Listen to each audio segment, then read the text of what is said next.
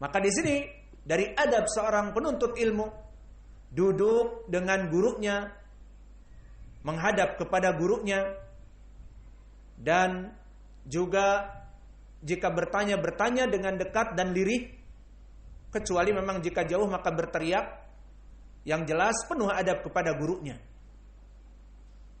Dan apalagi yang bisa kita ambil?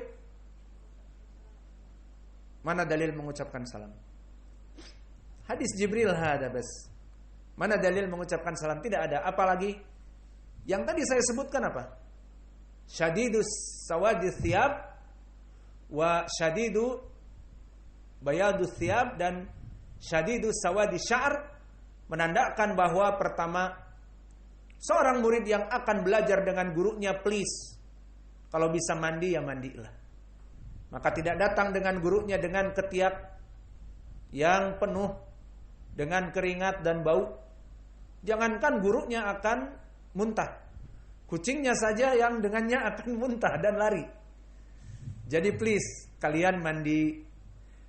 Kalau mau keramas, alhamdulillah kita di Damasraya ini baik sekali cuacanya.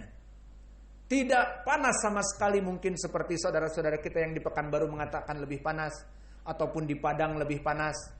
Maka di sini jauh mu'tadil. Apa mu'tadil? Sedang. Maknanya jika kita masih keringatan bisa mandi, itu nikmat. Dan tidak seperti waktu kami melaksanakan rihlah ke Kerinci. Maka di Kerinci yang puncaknya 3.805 meter di atas permukaan laut, maka kita tinggal di homestay yang masih di bawah, itu di hektometer sekitar ada 1.700 meter di atas permukaan laut. Dingin, tidur butuh selimut, dan kami memakai 2 selimut. Dan begitu pun tidak bisa mandi, dingin. Maka kita bersyukur di sini, sehingga kalian mandi anytime, kapanpun kalian ingin. Apalagi yang punya shower, mandi kapan saja, setiap salawat mandi. Maka alhamdulillah di ma'had ini juga ada kamar mandi. Berapa? 5 ya? Bisa kalian mandi. Yang jelas mendatangi ustadz, mendatangi guru dengan badan dalam keadaan baik. Mana dalilnya? Dirapikan rambutnya dan menggunakan parfum pengharum dan menggunakan baju yang paling baik. Bukan baju yang sudah kotor 3 hari penuh keringat dipakai. Maka baulah kepada majelis yang ada di situ. Dan begitu pun disebutkan tadi syadidu bayadu thiyab, maknanya pakaiannya yang paling bersih yang dipakai untuk menuntut ilmu. Maka alhamdulillah santri-santri di sini mempunyai pakaian khusus untuk menuntut ilmu, pakaian komis baru-baru, cakap-cakap. Tapi waktu main bola ya pakaiannya lain lagi, waktu goro ya pakaiannya lain lagi. Maka seperti itu, menuntut ilmu menggunakan pakaian yang paling bersih, bukan pakaian yang kotor dan pakaian yang sudah penuh keringat. Maka ini juga faidah dari hadis ini. Dan faidah dari hadis ini juga datang, kalau tadi muttafaqun alaih dari Abi Hurairah, dari Umar, maka telah datang juga berkesendirian Imam Muslim dari Abi Hurairah. Afwan, muttafaqun alaih dari Abi Hurairah. Maka hadis Umar diriwayatkan oleh Imam Muslim berkesendirian. Namun datang dari Abi Hurairah muttafaqun alaih, meskipun lafadznya tidak begitu sempurna. Diriwayatkan oleh Imam Muslim dan ini lafadznya bagi Muslim. Di saat kami duduk, kata Abu Hurairah, kemudian Nabi mengatakan, tanyakanlah di antara kalian jika kalian mempunyai pertanyaan. Faja'a rajulun fajalasa inda rukbataih. Maka datanglah seseorang, dan ini dia malaikat Jibril, namun di hadis Muslim hanya diriwayatkan dengan lafaz fajalasa inda rukbataihi. Dia duduk dengan penuh adab kepada lutut Nabi, menandakan dia mendekati Nabi. Maka di sini disebutkan dari istimbat hadis ini oleh para ulama, disebutkan di kutub-kutub mereka seperti di antaranya yang paling lengkap Al-Qutani di kitabnya At-Tadhkirah, disebutkan di bab yang ke-8 agar seorang murid duduk dengan gurunya. Dari hadis Abi Hurairah ini, jalsatul adab, duduk yang penuh adab, seperti duduknya seorang anak yang datang belajar kepada seseorang yang mentasmi Al-Quran dari gurunya, yang mana duduk dalam keadaan bersila atau duduk dalam keadaan berlutut seperti tasyahud. Yang jelas terserah mau bagaimana, mana enaknya. Yang jelas dia datang dalam keadaan penuh khidmah, penuh adab, bertanya dengan penuh adab, duduk sama-sama bersama Nabi. Maka ini jika seorang guru tersebut mengajar, dia duduk di bawah. Namun seperti kita sekarang mengajar di atas kursi dan ada meja, ya sudah, duduk saja di bawah namun penuh adab. Bagaimana kalian merapatkan dengan saya? Ada meja dan saya duduk, kalian di bawah. Paham?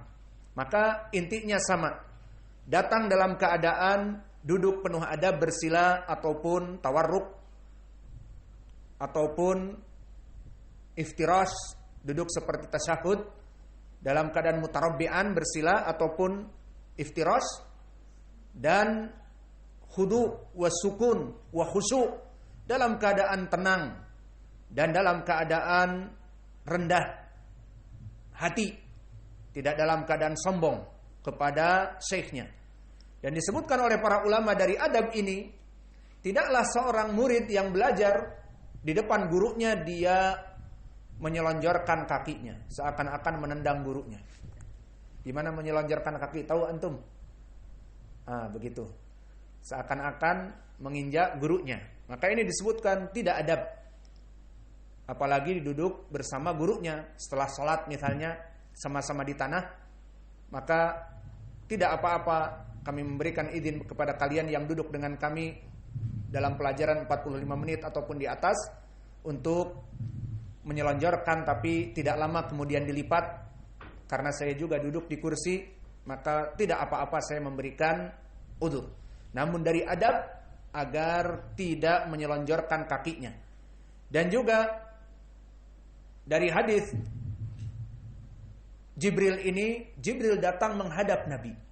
Sehingga dari adab menuntut ilmu, dimanapun kalian duduk, ada yang menyerong, ada yang terserah membuat lingkaran, namun semuanya menghadap kepada guru. Tidak ada yang belajar dengan gurunya menghadap kepada pohon-pohon.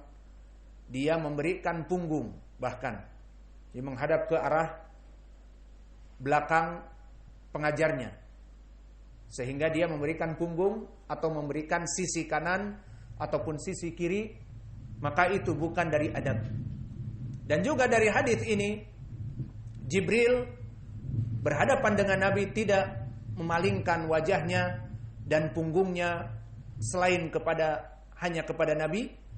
Dan juga di sini menjadi dalil apa yang banyak di antara kalian dan pengurus juga yang mungkin kadang lalai duduk bertelekan, di mana kalian datang mendengar khutbah Jum'ah ataupun pelajaran-pelajaran kita di malam, kemudian kalian duduk bersender-sender di tembok, di dinding masjid. Maka ini bukan adab. Pertama, dulu Jibril datang menghadap Nabi. Tidak dia datang kemudian bertelekan, menyandar di tiang masjid ataupun di tembok masjid, kemudian bertanya, "Ya Muhammad, akhbirni anil Islam." Tidak ada. Karena dia datang kepada Nabi berhadapan, tidak bersender. Ustaz, ada pertanyaan dan dia senderan seperti itu. Maka ini bukan adab. Kecuali mungkin jika dia meminta izin kepada gurunya karena kalau duduk lama sakit, terkena lumbago, sakit punggung misalnya. Maka ini tidak apa-apa.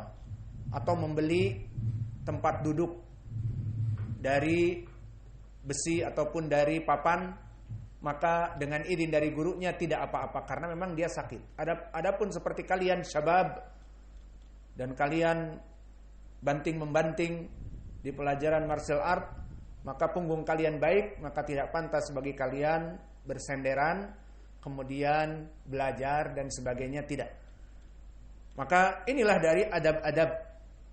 Kemudian di hadis ini juga dia bertanya kepada Nabi dan Nabi selesai menjawab, dia katakan ahsanta. Di sini juga adab fokus. Nabi tidak mengulang-ulang.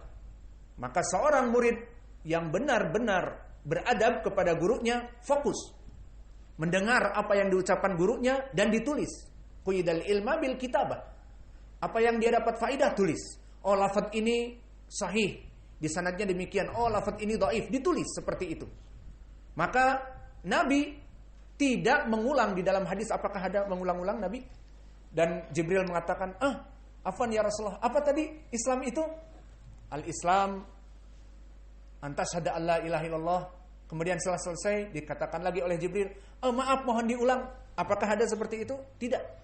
Maka fokus dari adab seorang murid kepada gurunya, dia fokus, tidak menoleh kepada kanan dan kepada kiri dan tidak merenung seperti hari-hari ini Hudzaifah, merenung, galau.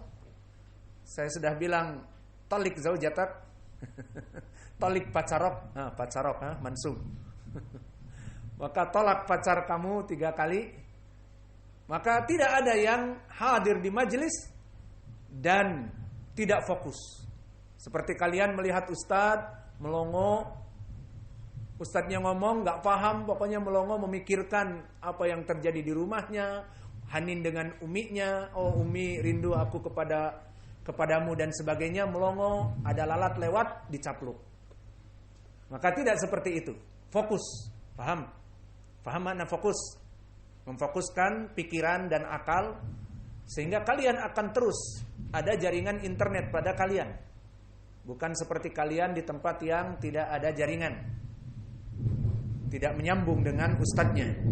Maka ini dari adab bagaimana seorang santri menuntut ilmu kepada gurunya. Maka inilah dari adab seorang murid kepada gurunya. Dan juga dari adab di sini Jibril alaihissalam juga selain fokus menghilangkan beberapa perkara-perkara yang aib seperti menyibukkan diri di saat Nabi mengajari. Kemudian dia sibuk menggambar.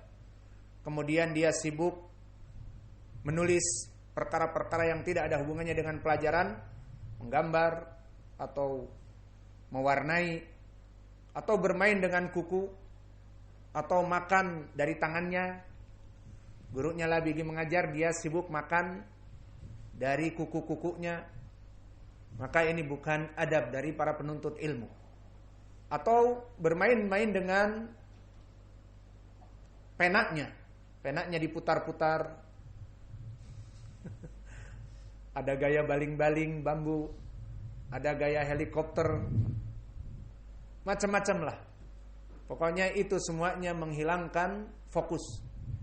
Apa yang diucapkan oleh gurunya itu bukan adab. Maka adab thalabul ilm mulai dari sekarang, pertama harus dia itu mempunyai daftar. Maka Syekh kami Mukbil selalu berkata, aina daftaruk? Aina daftaruk? Fa ana as'aluk, aina daftaruk ya Muhammad? Taib hunak, wa anta wain jalis. Mataktub fawaid? Wa aina daftaruk ya Fath? Ada fidukan, masih di warung belum dibeli. Wa aina qalamuk? Setelah ada daftar, ada pena. Mana penanya? Itulah senjata kalian. Daftar dan pena. Menuntut ilmu seperti itu. Quyidal ilma bil kitabah. Ikatlah ilmu-ilmu dari guru kalian dengan tulisan. Nanti di murojaah. Maka itu adab yang harus kalian penuhi. Masuk kepada majelis, bagi yang datang terlambat memberikan salam, kemudian duduk seperti Jibril menanyakan sesuatu dengan pelan, dikarenakan dekat, maka kalian duduk di dekat dari ustadznya, maka kalian mendekat, tidak menjauh. Di majelis kalian jauh dari tempat gurunya, itu pun bukan dari adab. Maka kami sebutkan tadi dengan pakaian-pakaian yang bersih dan dengan badan-badan yang bersih, sehingga di majelis itu harum. Dari sabun yang kalian pakai, dari krim yang kalian pakai, dari parfum. Seperti kita juga menggunakan parfum. Semuanya menjadi sarana menuntut ilmu dengan tenang dan baik. Dan begitupun dalam keadaan duduk, maka bersila mutarabbi'an ataupun iftirash, seperti datang Jibril dohirnya iftirash kepada Nabi. Jika waktu lama mungkin kalian pun akan lelah, maka tidak apa-apa. Yang jelas tidak bersandar dan meluruskan kaki seakan-akan memberikan kaki menginjak ustadznya. Maka jangan bersandar. Dan juga yang terakhir, fokus. Jangan melongo dan tidak ada taktiyah ataupun tidak ada sinyal. Maka ini bukan dari adab menuntut ilmu. Dan dari saya tambahan, agar kalian sukses juga menuntut ilmu, dan dengan ini pun kalian akan sukses di ilmu-ilmu dunia, sehingga kalian akan menjadi ranking pertama dimanapun. Sebelum kalian akan belajar, maka murajaahlah pelajaran-pelajaran yang lalu, dan baca juga sedikit pelajaran yang akan datang. Kalau diketahui dari bab yang akan kita pelajari, maka dibaca, difahami. Maka jika tidak faham, tidak apa-apa, karena nanti akan dijelaskan oleh ustadznya. Namun setidaknya faham apa yang akan dipelajari, bab apa yang akan dipelajari. Kalau sudah diketahui babnya dan hadisnya, setidaknya diterjemahkan sendiri, hadisnya difahami. Sehingga sang murid sebelum duduk dengan gurunya, apa yang akan dipelajari pada hari ini, itu sudah melekat di kepalanya 10%, 20%. Dari bab yang akan dipelajari dia faham. Dari hadis dan Quran yang beristidlal nanti ustadznya itu dia coba terjemahkan sendiri, dia paham. Disambung antara bab, poin pendalilan dengan hadis dan Qurannya, dia paham. Maka dia masuk di majelis sudah mempunyai 20% apa yang akan dikaji oleh gurunya. Itu yang kita pelajari dulu. Maka di saat sang guru memberikan penjelasan secara detail, secara description, seperti kita di sini misalnya memberikan bab yang antum sudah fahami 20%, kemudian kami berikan tambahan takhrijil hadis. Yang mana hadis tadi dikeluarkan Abu Daud, kalian tidak mengetahui hadis ini sahih atau tidak, kita jelaskan takhrijnya. Sahih. Dikeluarkan Abu Daud, di sanadnya demikian dan demikian, dan disahihkan oleh para ulama, Syekh Al-Albani dan Syekh kami Mukbil dan ulama terdahulu. Alhamdulillah, tambah faidah. Ditambah lagi penjelasan hadisnya, bahwa hadis ini maknanya demikian dan demikian. Alhamdulillah, tambah lagi faidah. Maka kemudian setelah itu ditambah lagi penjelasan dan penerapan antara bab dengan dalil, mana hubungan wasilah antara bab dengan dalil, seperti itu. Maka akhirnya selesai dari majelis, antum yang tadinya 20%, 10% memahami bab ini, selesai dari majelis, maka antum mempunyai 80% pemahaman, 90% pemahaman. Lalu kapan mencapai 100? Setelah selesai, baik malamnya atau waktu sudah kosong, tidak ada kajian lagi dengan saya, kalian murajaah. Maka kalian murajaah, tidak waktu luang main bola. Waktu luang dikit main bola. Waktu luang asar main bola. Kalau di sini lampu-lampu sudah banyak, mungkin kalian akan main bola malam hari pun. Tidak semua waktu untuk main bola, ada waktu murajaah. Maka waktu-waktu luang kalian buka. Tadi pelajaran duhur, faidahnya ini. Tadi pelajaran asar, faidahnya ini. Maka bisa jadi kalian memahami pelajaran yang diberikan ustadznya 100%. Apalagi di zaman sekarang, zaman yang mudah di media sosial. Kajian kita ada di YouTube. Mudah dibuka YouTube, dan alhamdulillah sekarang YouTube tidak mengambil pulsa yang banyak, hanya sekedar di-download sedikit, kemudian juga bisa didengar langsung, tidak banyak memakan kuota. Maka yang tidak paham tadi lebih difahamkan lagi. Maka ini rumus kalian ingin sukses. Pertama, kalian murajaah pelajaran yang terdahulu sebelum kalian masuk, karena ustadz yang baik akan menanyakan, dan insya Allah kita akan menanyakan pelajaran kita nanti asar. Seperti itu, terus menerus dipelajari, dimurajaah apa yang telah dilalui, dan yang akan dihadapi dibaca semampunya. Meskipun faham 10%, 20%, nanti di majelis dia akan lebih faham dan lebih senang karena dia sudah mempelajari itu dan banyak pertanyaan-pertanyaan. Maka seseorang di saat dia mempersiapkan diri untuk pelajaran hari ini, dia pelajari dan dia pelajari dari artinya dan sebagainya, ada pertanyaan di benaknya. Kalau ini bagaimana hukumnya? Hadis ini, hadisnya sahih atau tidak? Hadis ini siapa sahabatnya? Hadis ini maknanya bagaimana aplikasinya? Ternyata di saat ustadznya menerangkan hadis ini diriwayatkan demikian, di sanadnya demikian, disahihkan oleh ulama demikian, dan syarahnya penjelasannya demikian, dia akan senang karena apa yang di benaknya dari murajaah di paginya ataupun di malamnya, di hadis yang akan dipelajari itu ternyata terjawab semua. Paham?